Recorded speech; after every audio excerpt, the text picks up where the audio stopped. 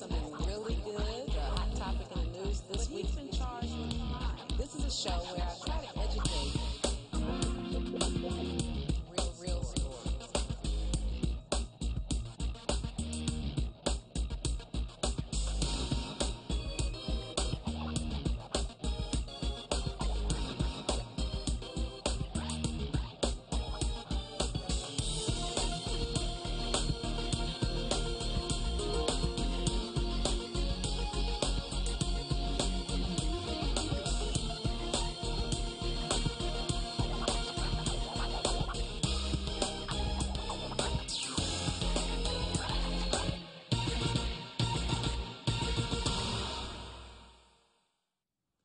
Welcome to Truth and Justice with Vivian King. I have another exciting, interesting show tonight about the tales of the criminal justice system. We have in the studio tonight, I'll tell you who my co-host and distinguished guest is, former Judge Morris Overstreet. And I also have with me, she has an interesting tale of theft. Throughout the program tonight, we will be not revealing her identity, because she wants to keep that confidential, as you'll learn throughout the show. Let me start off by talking about the case. It's aggregate theft. A lot of us get caught with theft cases, and we just don't understand the criminal justice system. It's difficult.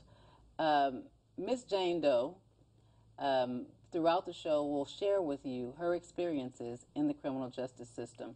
I want Jane to tell you a little bit about her background, who she is, and how she got to this awful place of having a difficult time finding a job after getting a theft conviction.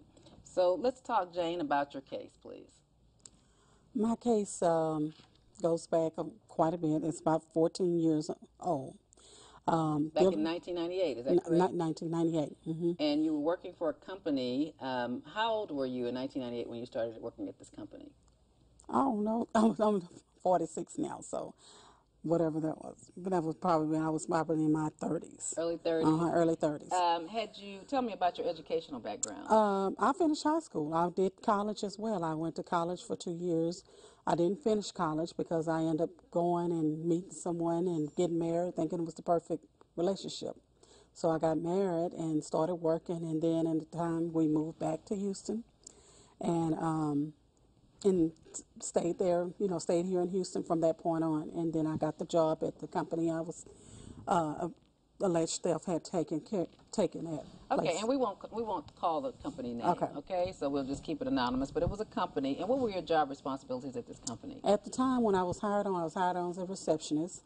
And from that point on, I got into learning the accounting part of it. And so I was pretty much handling the accounting. Okay. Basically. All right. And so tell me how many years did you work for this company? I had been there for about probably, I would say 10 years maybe. Okay, 10 years is a long time. So a long time. So in 98, if you were in your 30s, then that means you had been at the company since your 20s. Mm-hmm. And you said you'd married once upon a time. Were you married when you got into the trouble in 98? Yes, I was, but I was not with that individual. You were with a new boyfriend. Mm-hmm. Okay. Did you have any children at that time? Yes. Okay.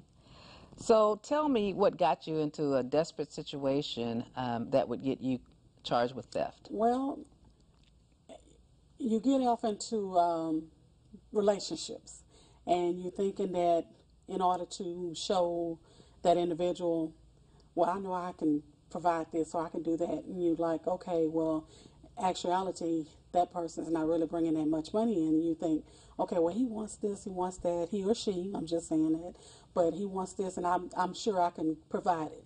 So I was like, okay, well, started off with a little bit.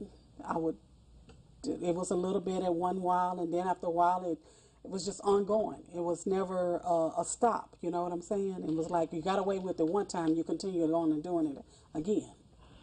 And okay, and so how did you plot that though? I mean, what took you from just working in an office to actually stealing money from the office? How did that happen? Did you think, oh, let me see, I could write checks, I could forge someone's signature? I mean, I'm just saying, what was the thought process? I don't think it really was a thought process in it, because I just sit up there and, well, I guess you would say I would think, okay, well, I got away with it. They trust me enough to do it. I'm gonna go ahead and do it. I did it that one time, and I would purchase this, and I'm like, okay, well, I got that. Okay, it won't hurt for me to do this. I'll get this, What method was the theft occurring? Was it petty cash? Were you writing checks? Were you using a credit card? As well as a credit card, because it was a company credit card as well. Okay. And did you tell your boyfriend at the time what you were doing? No, he was not aware of anything. So you just kept it a secret? Mm-hmm. And so you kept it a secret, but you did want to provide extra money, have extra money, Mm-hmm. and so you stole from the company. I guess what I'm a little bit confused about, remember when you said, if I have a little bit more money, I can do a little bit more. So I thought maybe you were sharing what you were doing. And he didn't know anything. He had no idea, nothing. So, and he never even thought, because in a male's point of view, they look at most households, and when you have a male and a female, they don't look at it like that. They look at it, well, I know I'm bringing in this, and we can do this, we can do that. Never once did he even speculate. Well, or if he did, he didn't say nothing to me. Okay. But, well, I know when I got involved, you said that you felt pressure to provide more and to steal to provide more. Mm-hmm. So tell me about the pressure. Because the pressure would have been like, in order to keep that individual happy, or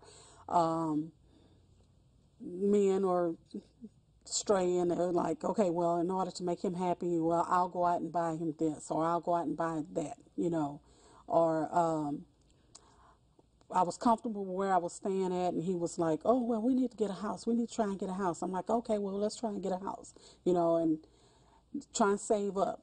And here it is. We think we got the money, and I'm like, oh, yeah, I got the earnest money needed for the house. And, oh, okay, and that was it. He never asked me or anything like that. Didn't even know anything about it. But he knew how much money you made, so he knew you didn't have any extra money, so he had to have thought something. He didn't never say anything to me. If he thought, he never said anything to me at all. So you felt pressure to make this man happy, to keep him happy, so he wouldn't leave you for another woman. Uh-huh. Did it work? No. Okay. So the theft is alleged to have occurred for 3 years, from January of 94 to January of 97. Uh-huh. And then charges were filed on you in 1998. Is that correct? That's correct. And were you still with this man you were trying to please when charges were filed on you? Yes. You were still with him? And so what happened when you got arrested? I mean, at that point, they were trying to allege that he knew about it and file charges. They were thinking about filing charges against him, but I had admitted to them that no, he didn't know. He was not aware of anything that had happened. So no charges were brought against him. They just pretty much put everything on me. So they never charged him with anything? No. And you were actually formally charged with aggregate theft over that 3-year period from on August 20th of 1998. And basically, I just want my viewers to know she just got out of jail last week. Yes. Just got out of jail last week. Monday. Last Monday. So that was, what date was that? August 27th. August 27, 2012. So she has been dealing with this case for 14 years. Yes.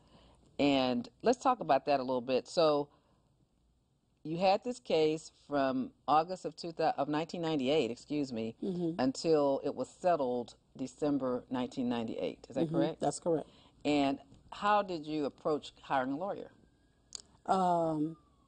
Actually, I went to the attorney's office that they had. My parents actually hired for me. Met with him, and when we went to the court, to the judge, he was like, well, we're not going to take it to trial. We're not going, because you don't know how jurors will see this, because it's a theft from a company. And so he says, we'll take it to the judge. We'll go through get sentenced by the judge. And what that's actually called, I have copies of her plea papers. The district attorney's office offered her prison time back in 1998. She didn't want the prison time, so her lawyer said the only gamble we can take is to plead guilty to the judge without an agreed recommendation. So because this is a legal question and my co-host is a judge, I want him to kind of explain what that means. Judge Overstreet, will you explain when I'm a defense lawyer and I'm representing Jane Doe on a theft case, and I know that the company is alleging that it was $81,000. So I know that because of my experience as a trial lawyer, a jury is going to convict her. They're going to give her prison time, maybe, most likely, unless she can pay the $81,000 back. So I have to decide, should I plead guilty to a judge or guilty to a jury, or take the, say, 10 years prison time that they're offering you? Do you remember what they were offering you? They actually, well, he gave me 6 years TDC. What was the prosecutor offering you before They you went to the nothing judge? at that time. Okay. And that's another issue that I'll discuss with you in a moment. Okay, Judge Overstreet, tell us what happens when the lawyer elects to go to the judge without an agreement from the prosecutor. Tell us what happens after that. Well, I mean, that typically is described as a non-recommendation plea. That is, the prosecution, they never recommend anything that is binding on the court in exchange for the plea. And so it's considered an open plea. On an open plea, the judge's requirement, if there is sufficient evidence to establish guilt, is to simply set the punishment within the range of punishment provided by law. The judge can grant probation, or the judge can grant or basically give prison time. Normally, in a plea bargain situation... And let me just add that her case was a second-degree felony from 2 to 20 years. Right, 2 to 20 years, and, you know, the imposition of a fine of up to $20,000. Right? Now, in a non-recommended or non-plea negotiation kind of case, if a defendant pleads guilty and the judge finds that there is sufficient evidence, then the whole range of punishment is available. In this case, the judge chose to assess a prison time. Now, sometimes you have a right to appeal, but oftentimes in a situation like that, there really is nothing to appeal unless there's some kind of a technicality. In a negotiated plea, if there were pretrial motions and the judge denied some motion, and you had an adverse ruling, then you could appeal based on the adverse ruling of the trial court. So an open plea basically is, Judge, I'm pleading guilty, and you just decide what the punishment is going to be. Not bound by any recommendations from the state, not bound by a recommendation from the defense. The judge simply can set the punishment as he or she believes the punishment should be. Thank you so much. In this case, the judge decided to give you 6 years in prison. And apparently you expected probation. Yes. And because you didn't get probation, what was your next move? To appeal. To appeal. Well, that's what he told me. Who told you? My attorney. In fact, the judge did say, I'm going to allow you to appeal this. And let me just tell you this. What did that mean to you when you said appeal it? I know you've learned a lot about the criminal justice system I have. since then, but I want you to go back to 1998, December, when the judge declares no probation, you go to prison for 6 years, but you can't appeal it. In your mind, what did you think an appeal was? Actually, I didn't know wouldn't know what it was, because when he said 6 years, I just I can't believe he just said 6 years. And when he says, I'm going to allow you to appeal this, and read off something, and my attorney was like, okay, and then he filed paperwork, I didn't really know what appeal was. You know, and in actuality, there was really, if it didn't work in my favor, it wasn't going to work, because the appeal, it was there. I pled guilty, point blank. Well, you know, I just wanted to point out, you know, in your paperwork, obviously, the judge allowed you to appeal. You were on bond at the time of your plea. I was on bond. And the judge allowed the same bond to stay in place pending the appeal. So you were not in jail during this appellate process? No. Okay. And did you have to report to the, did they require you to report to any authorities during this appeal period? The only time, well, I had to report once a month on Mondays. And it was downtown at the, it was downtown in a building, I mean, the old courthouse, but it was where you go and do the UA analysis, and that's what I had to do once a month. And that's at 49 San Jacinto. That's actually the probation office. Okay, no, it's the old courthouse. That's where I used to go. The old courthouse. 301 San Jacinto? You didn't go to 49 San Jacinto? Okay. I was in the old courthouse because it's on a different floor. Okay. And that's what I did once a month. So you were sort of on probation and Still. and really not on probation. And for the audience, what that is basically is that's a condition of bond.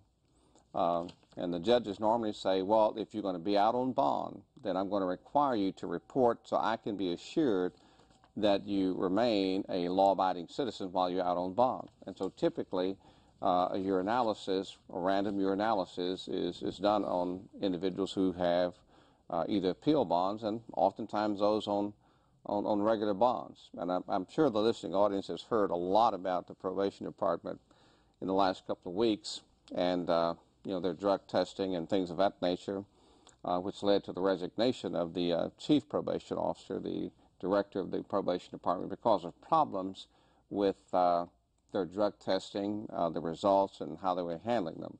But at any rate, that was a condition of your bond that you do you report each month and do a urinalysis to make sure you're not doing drugs. Yes. And I'm sure the judge told you, you know, you can't violate the law either while you're out on bond. That's true. Okay. And so you're sort of on probation while you're out on appeal. And the problem with that is you didn't get any credit for that, did you? No. In terms of time? No. Okay. It didn't count towards your sentence? Nothing. All right. Okay. Now, how long were you out on this appeal bond? I want to say it was probably about 4 years. About 4 years, okay, in the appellate process. Yes. Now, you eventually, I guess you went through several lawyers, didn't you? Yes, I did. Okay. And you eventually were successful on appeal because of a technical mistake during the plea? Okay. Yes. What was that? The appeal attorney had called me one day and he asked me, he says, I know who your attorney was, he says, but I'm looking at my documents, and he says, where you were supposed to sign on your plea, you didn't sign. And he says, your attorney actually signed in your place. He's actually signed in the wrong spot. And I was like, okay, what does that mean? He says, well, that's the technical, that was a technicality in the case. So he sent me a copy of it, and he said, so this is grounds for appeal right here. And I said, okay. So he submitted it, and I won the appeal. Well, you know, there are certain rights that a citizen who is accused of a crime, they're entitled to by the Constitution. And if you decide to enter a plea of guilty, then you have to waive those rights. Now, one of them is a constitutional right to a trial by jury. Now, you are required as a criminal defendant or a citizen accused to waive your right to trial by jury. Your attorney can't waive it. No one else can waive it for you. It is an individual right that you yourself have to waive. All right? There's some other rights. You have a right to confront and cross-examine your witnesses, the witnesses against you. Right? You have a right to confront your accusers and cross-examine them. But, again, any right can be waived. But it is the right of the person who is accused, or in this case, a criminal defendant. And so you would have to waive your right to have the witnesses be present and waive your right to confront them and cross-examine them. And only you can do that. Okay. And so we're talking about one of these rights that constitutionally belong to you, the citizen who was accused, and any criminal defendant. Only that person can waive those rights. And what you're telling us is that through some mistake, I guess oversight, your attorney waived a constitutional right that only you could waive, and his signature appeared there instead of yours. Instead of mine. Okay. Interesting. So that was very interesting on her part that she was allowed to, and then it came back to the court where you were originally charged in or convicted in. Yes. And then for some reason, the prosecutors, well, I guess you went to a different judge? I went to a different judge, because at that time that judge was stepping down. Okay. He So retired, shall I say. that judge was stepping down, and so you went with a new lawyer. New lawyer, new judge. You went back to court, and that was December 2002. So December 2002, you ended up getting from a new lawyer. I'm trying to see if it says without an agreed recommendation again on your form, because it looks like it's agreement. It's an agreement this time. So it looked like there was agreement for punishment, and that would be 10 years probation. So when you signed the papers this time, you knew you were getting 10 years I knew probation. I was getting 10 years probation. So you were happy. Yeah, I was. 4 years later, you're happy. You're getting probation, not 6 years in prison. But the amount of money is a lot. It was a lot. And the state required you to pay $10,000 down on a debt that was estimated to be $81,000. Is that 90-something. 90-some thousand? Okay, 90-some thousand. Okay. Did you ever see the paperwork and agree that it was 91,000, or did you just accept them as they were? I just accepted. I mean, you hire an attorney to represent you, so you hire that attorney to say, well, I agree with it. You know what I mean, on your behalf. So never realizing that, which I did know that was incorrect. I mean, I did know that because I kept telling him about this audit that was done. And he mentioned to me that, how did he put it? He says, that is two different entities, so we cannot bring this up into this case. So I left it at that, not knowing that actually it could have been. All right. So you accept probation, you pay $10,000 down, and now you owe $81,000. Now, how did you think you were going to pay $81,000 over a 10-year period? I don't know. I just knew I was going to have to find me a good job and try and pay that amount they wanted me to pay a month. And what was the amount that the court required you to pay monthly? $750 a month. Okay, and did you pay the $750 a month? No, I did not. What did you do? I paid what I could. And before we left the courtroom, I indicated that to my attorney that there was no way I could pay that amount, and I have kids.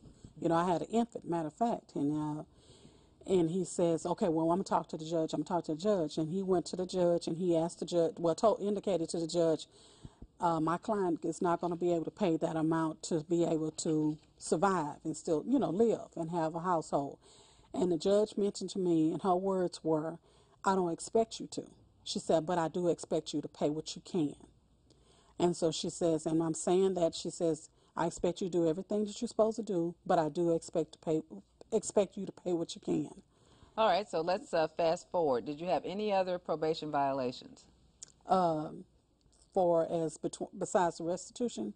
From 2002, when you got put on the 10 years probation, did you ever get called into court? No. Did you ever get called in just to be admonished before the judge? No. Did you have different probation officers? I had plenty of different probation officers. So your probation, okay, so your probation was supposed to end December of 2012. That's is that correct? And so then tell me what happened. You're going on probation. About how much are you paying every month? I was paying right at about $100. Sometime it'd be more, but it was pretty much about $100. At least I paid at least something every month. It might not have been. It was at least $100 at least. And you had to do a lot of community service, which you did. I did a lot of community service. I did my community service hours probably within the first 4 months of my probation. And how was it keeping a job during this period of time? I was keeping a job. I was working at a transit company, and before the probation was accepted, the prosecutor did pop up at my job. And he popped up at my job, and he sent letters to, not letters, but he popped up to the people that had given me letters, just recommendation, character letters is what it was called. And he talked to those people. He says, well, do you know what she done? And so those people were looking at me like, oh my God, So what happens is they got wind of that, and they terminated me. Wow. So that's an interesting phenomenon. Judge, let me turn my attention to you. Now, someone gets probation with restitution, and then the prosecutor goes to their job and tells them she's a thief. She stole from her other company. So she gets fired. So how does she pay the restitution if she gets fired? Tell me what you think about that as a judge and just as a citizen. I mean, what's your comment about that? Well, it's plainly obvious from listening to Jane Doe. And if, in fact, the judge said, I don't expect you to, then that's an indication that the judge at the time you were placed on probation knew that you did not have the ability to make the amount of restitution. And I'm sure everybody will wonder, well, why would a judge order you to do something that the judge knows that you can't do at the time they're ordering you to do it?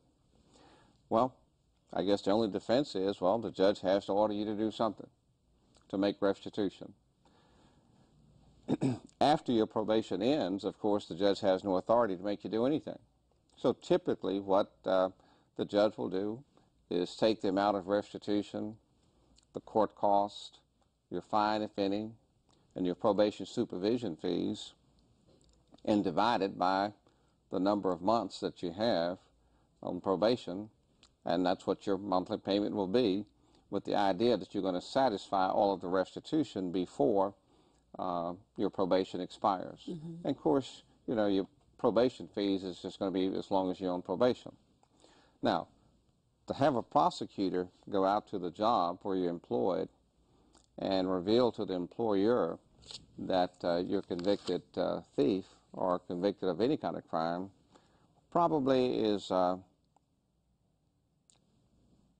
way beyond what the prosecutor should be doing, because all it did was create a problem because you lost your job. And I don't know why a prosecutor would do that. You know, most employers could run a background check and find out for themselves rather than have the prosecutor go out there meddling in your business, so to speak, engaging in conduct that reasonably is going to cause your employer, if they didn't know about it, to probably fire you. And let me just jump in right there. How do you know? I mean, you make the allegation. This is a free speech show, so we let you say what you think. But how do you know a prosecutor did that? Because they told me. Who is they? The individuals that gave me the wrote letters for me. How about the employer? The employer, she's the one who said that he actually called her. And she knew his name, so you knew it was the same prosecutor. And so she says he called her, and she says he gave her a brief history, and did she know why she wrote me the letter and what I was using for the letter. You know, she says she didn't have any idea. She said, but she used it, you know, wrote it because I know you. She said, I wrote it as a character letter. Let's not talk about that so much. Let's talk about the employment part. Okay, so the authority that you worked for, the transit company that you work for, does hire felons. So why do you think they fired you, even though because they just maybe didn't know about it, or? I don't think it's because they didn't know about it, because I just recently found out they do hire felons. Yeah, they always have. But I just found that out from when I was in jail. But, when you were in jail, you found out lately. Yes. But they do hire felons, so therefore I'm wondering why. And she got all nervous, and you know, she was like, "Oh." Let me ask you this: do you think that she fired you because you hadn't told her about that? I wouldn't say because I didn't tell her about it, because... Did you put it on the application? No, at that time I wasn't convicted. Oh, I see. So maybe they felt a little betrayed. Maybe they felt like, since you had a pending case and then you took probation and they hired you, because were you still on appeal? It was still appeal. So maybe that's what they felt bad about, because one of the pitfalls of background checks is, say, for example, she gets convicted. Well, she got convicted in 1998, 6 years. But from 1998 to 2002, it's on appeal. So in Jane Doe's mind, she's not convicted. But if her employer goes back in 2002 and sees that this case has been pending since 1998, they don't understand legal technicalities. They don't understand that you're convicted, but it's on appeal, so technically you're not convicted right now until the appellate process is over. To them, you have lied to them, because they see that this case has been pending since 1998, it's still pending, and you have 10 years probation that's going to last till 2012. So I would submit to you, if they fired you, it's because they felt misled, because you had the case pending. And you probably, I would advise my viewers to let an employer know if you have an appeal pending or any kind of case pending, because with background checks, you just don't know how they're going to interpret something when you see that it's been pending since 1998. Mm-hmm. Well, I was going to add, most employment applications now have you ever been arrested? Yeah. It used to be, have you ever been convicted of a felony? But now it's, have you ever been convicted of a felony? Have you ever been placed on any kind of probation? Have you ever been arrested for anything other than traffic tickets? And if the answer is yes, they want you to explain. If you don't put down yes, and then later on they find out that you have been arrested, even though the charge may have gone away. If you say, no, I've never been arrested, then in their minds, they're justified in terminating you because you lied on the application. Mm-hmm. And I'm sure there are tons of people out there, hundreds, thousands, in the viewing audience who've been terminated after the fact because the employer said you lied on the application. All right? They may be good employees, but they may be looking for an excuse to get rid of you. And if you lie on the application, just lie on the application, and it's going to cost you a job. Now, I think it's important that we know, now, the job that you lost was not the job or the employee that you stole from in the first place. Okay. All right, so we're talking about two separate. Two different. Mm-hmm. Now, what about getting a job after you were sentenced to prison, well, after you lost the first job when you were charged with theft? Let me take a call, and we'll answer that question. Okay. Caller, thank you very much for calling Truth and Justice with Vivian King. You're on. Hello, how you doing, Vivian King? Hey, my favorite fan. How are you? I'm delighted to see you. Lovely place tonight.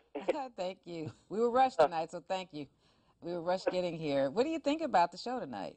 Well, I just want to know, did the prosecutor, did he violate any kind of law? I know what he did was unethical, and That's about it. Just ethics. what could have been his motivation behind doing that? To get her fired. But why? Because it's a mean system we have. It's not always fair. That's one of the reasons why I do the show, is because things just don't happen ethically, the way it happened in corporate America. When we're in corporate America, we all treat people with respect, and we have our corporate America game face. We might think something negative or evil, but the interesting thing, I left corporate America after 9 years of being an accountant and being at a Fortune 500 company and becoming a lawyer, working at the district attorney's office. And I was shocked at how unethically or immorally people treated each other. Okay. It was amazing to me. They would cuss each other. You never did that in corporate America. So it's a different genre. People basically do what they want to do, and they're unrestrained, unsupervised. If you're at a company, you do that. Someone tells the supervisor, you go to HR, you get reprimanded. This is a system where people don't get reprimanded. When we vote for a DA, you have 250 DAs, and they're basically on their own. They do whatever they want to do within reason. Who would ever know he did that? Who would ever care? They're going to say, she's just a crazy defendant. Who cares? That's why the people need to know what they do and hold them accountable, and not just vote straight ticket R for Republicans, and know who your DAs are and who the people are that they employ, because this was not fair and it wasn't right. He should have respected the court's order for her to get a job, because one of the conditions of probation is to maintain employment. And so if the prosecutor is then going and telling, well, do you know you have someone there that is a convicted felon, they know that it's going to get that girl fired. And so that is a complete ethical violation, and hopefully citizens like yourself will be involved, stay involved, and we'll stop them from doing that. And we can supervise and police our district attorneys. She just had to get another job and pay what she could, but every time you get another job, you get a lower paying job. Yeah, that's very sad. If I hadn't heard this myself, I never would have thought something like that could even happen. I love you, Tracy. I love you too. Bye. Can I add something else to that? Yes. After being at that company, at the Transit Authority, I did get another job. Right. So when I did get the other job, lo and behold, the prosecutor popped up there. He showed up. What was the prosecutor's name? Bill Moore. Bill Moore. Mm-hmm. He actually showed up, and he actually showed up with the piece of paper showing what I was being charged with, and actually gave it to the owner of the company that I was working for. And you know what he told me? He called me in his office. He says, he says, this happened before you came here. He says, I don't care. He says, you doing your job. That's all that matters. What a blessing, because a lot of employers won't do that. And I wouldn't believe it was Bill Moore. I love Bill Moore, but for the fact that on your indictment, I mean, on your judgment and sentence, I do see Bill Moore's name as a prosecutor. So I think you do remember it. What do you say about that? I was going to say, was he the prosecutor when you went back to court after the reversal? And he agreed that you could get probation? Yes. He's the prosecutor on her first case with the six pages. I'm not sure he's on the second one. But, yeah, he was on the first one and the second one. I take that back. He was on the whole case the entire time. That's just unusual. I mean, it doesn't make a whole lot of sense. I mean, if they recommended probation and wanted you to pay restitution.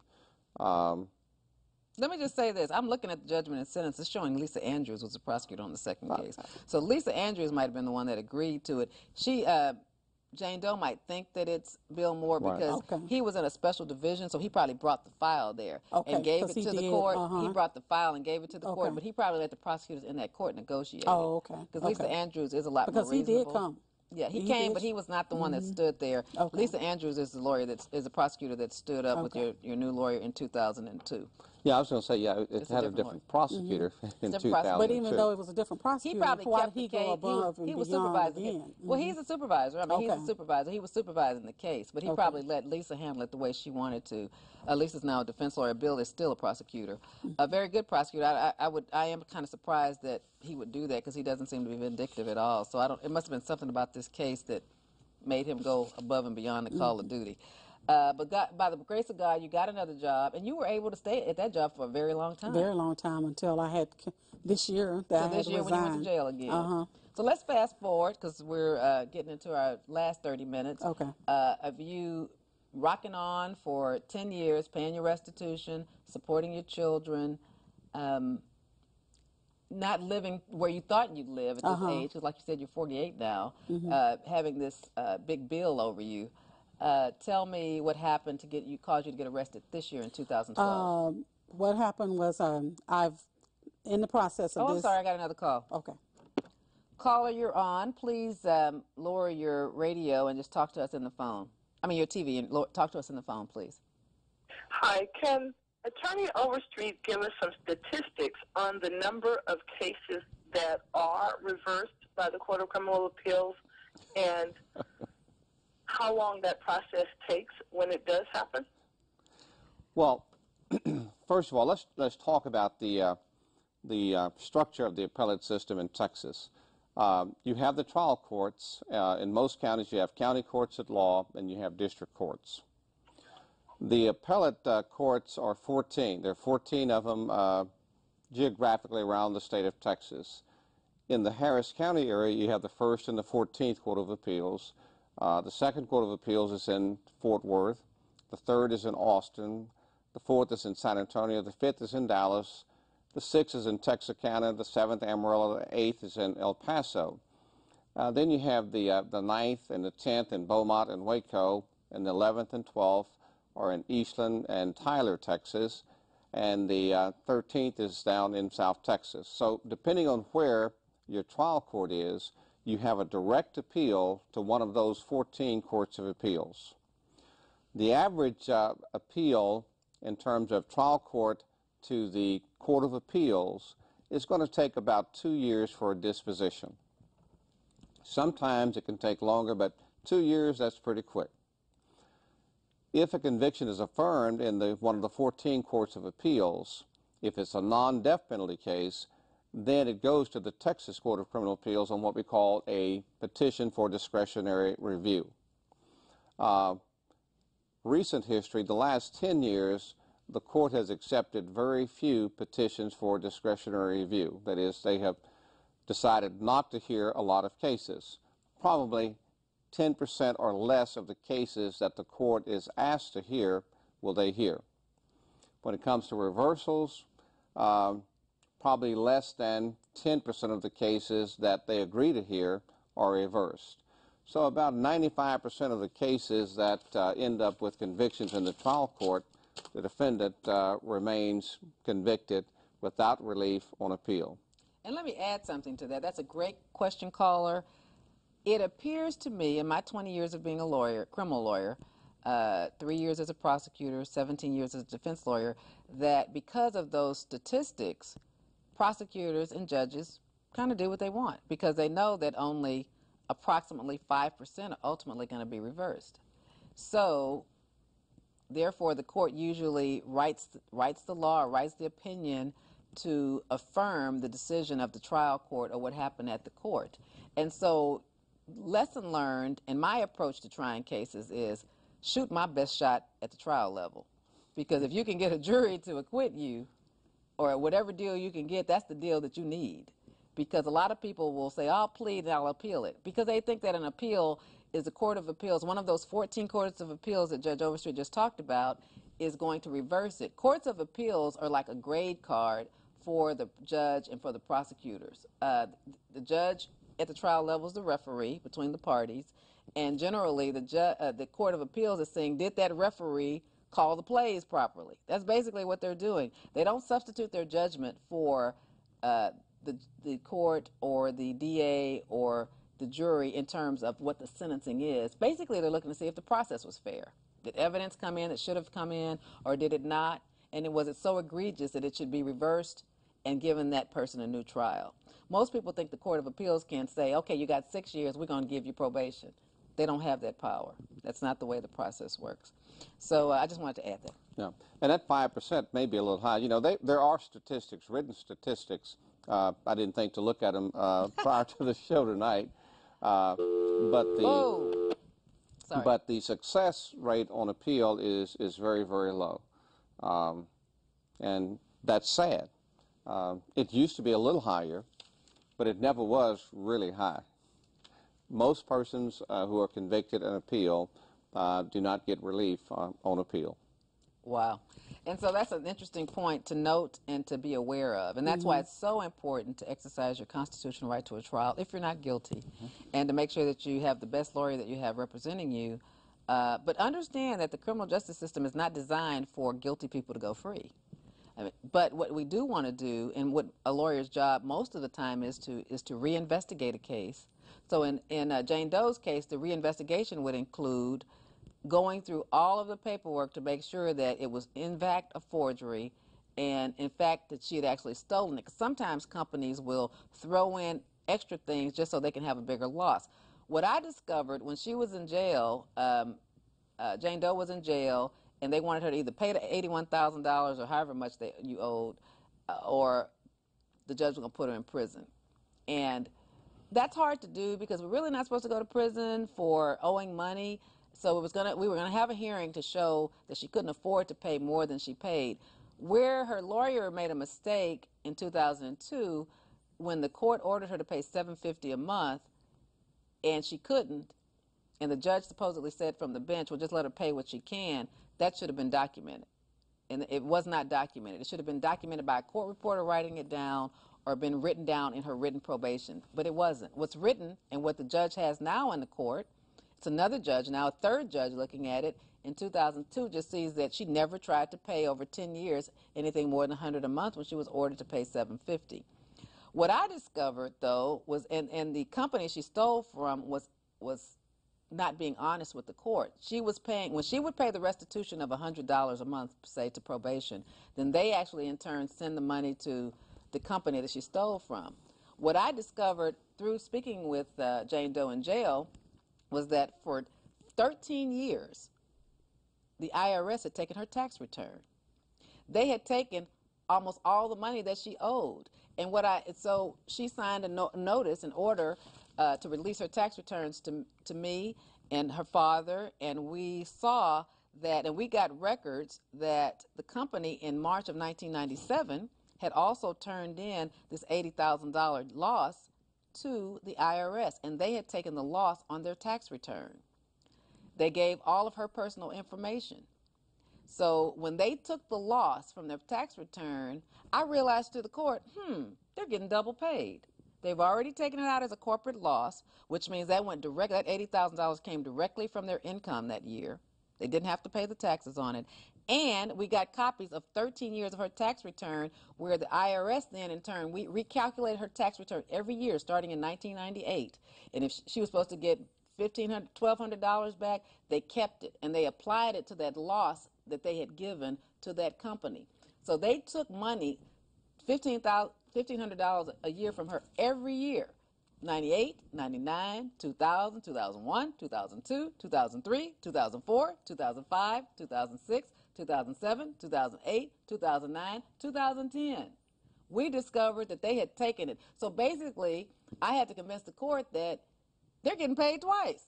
The company no longer existed. The company had been sold about 10 years before to another company. So the probation department was paying the former owner individually because that corporation no longer existed. And I called the company to verify it. And they said, hey, I still work here from back then. I remember when the company was bought. And they verified that. Well, now remember, I'm an ex-accountant. So this is real clear in my mind.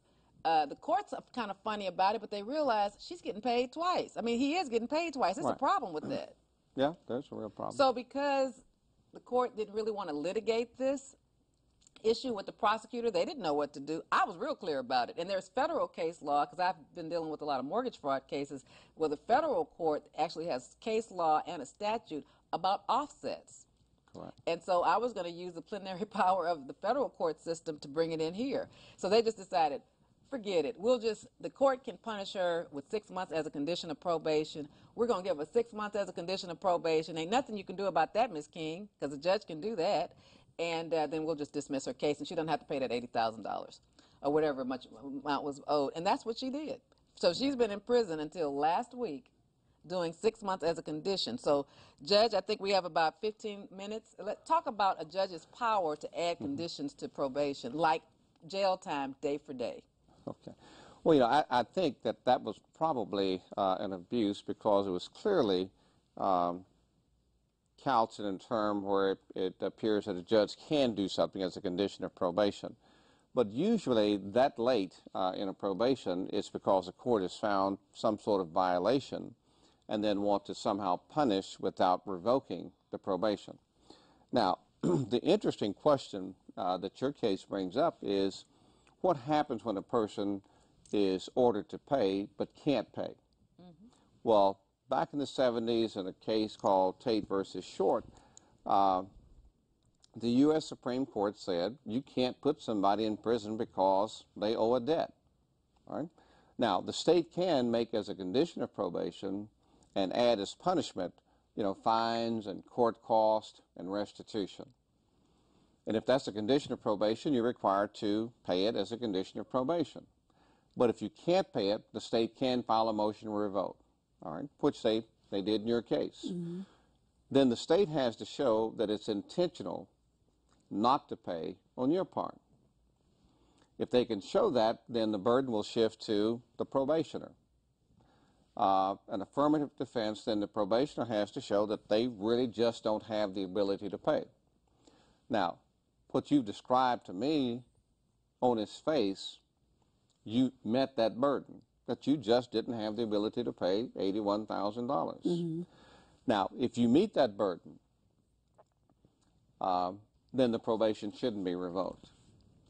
They then shifts back to the state, and they have to show that you do have the ability to pay that amount and just willfully refuse to pay that amount. So, Judge, what is a lawyer to do like me when I know I'm dealing with a conservative Republican judge, a slightly mean-spirited prosecutor, and all they want is blood? So I can have a hearing and show that she hasn't been able to pay for the last 14 years, which is difficult, well, 10 years, from 2002 to 2012, because she's in jail, so she doesn't have her records.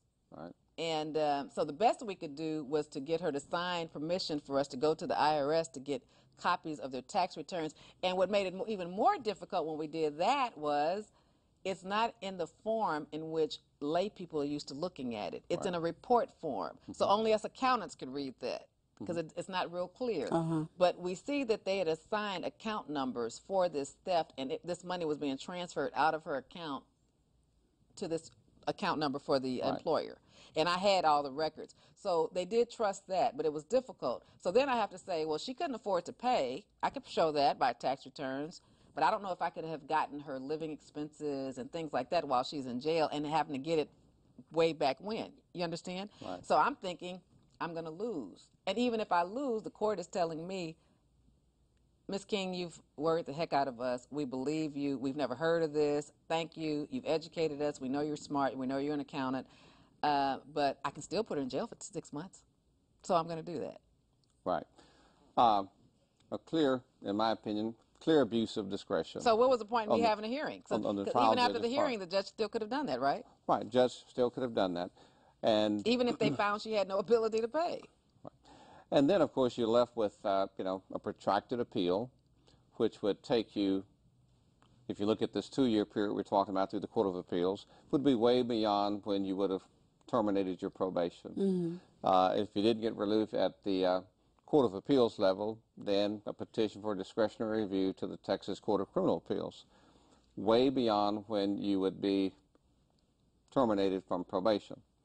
And the unfortunate thing about it is that a lot of people make a decision. I'm not saying that you did in this case, but a lot of people make a decision because they believe it's the easy way out, right? And you're talking about her original decision. Is that what you mean? Or Well, you mean no, I'm just talking about in general. Some people take probation because they think it's the easy way out. I mean, some people will plead guilty because, well, I can cut my losses rather than take a chance of going to trial, being convicted by a jury, and getting a long sentence. I mean, I understand it. I don't agree with it.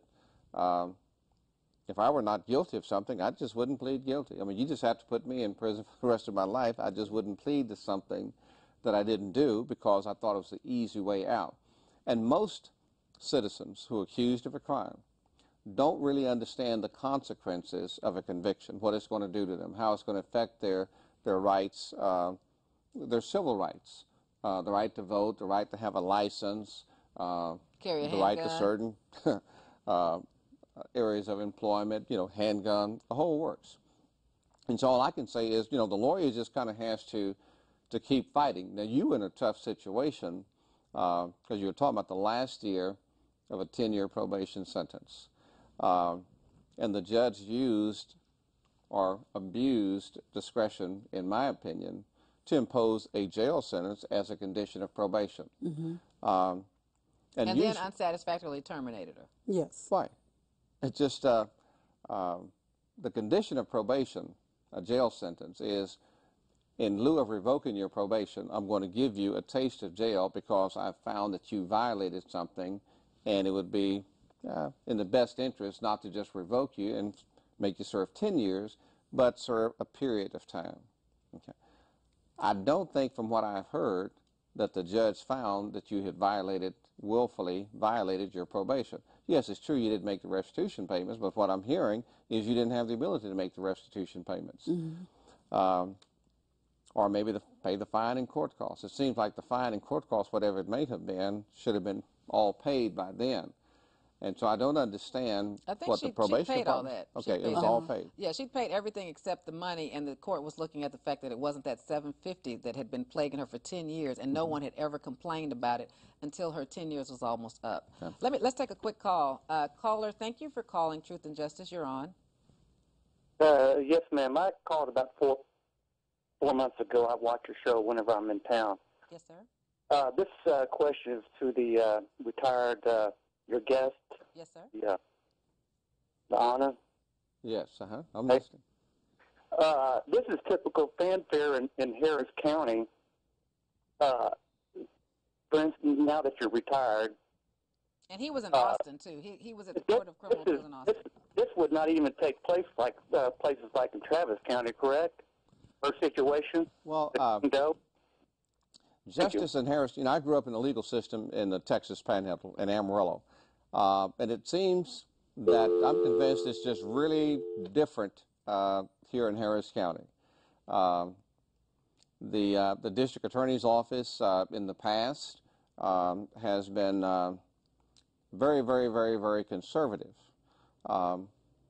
Under previous administrations, I think it's gotten better in the last administration, but it's still awful tough. I mean, now, no DA is soft on crime, but they've had some in Harris County who were really, really tough on crime. You know, Johnny Holmes was came out of special crimes, and he was tough.